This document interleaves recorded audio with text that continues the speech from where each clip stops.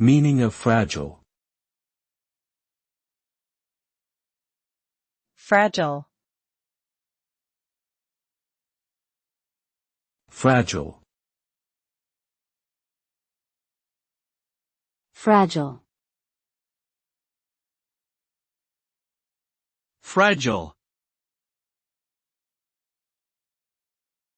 The word fragile refers to something that is easily broken, damaged or destroyed.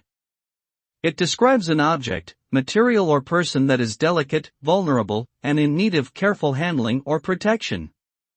Fragility can be related to physical attributes, such as thinness or brittleness, or emotional characteristics, like sensitivity or susceptibility to stress. The term is often used to caution people about the potential risks of mishandling or mistreating fragile things.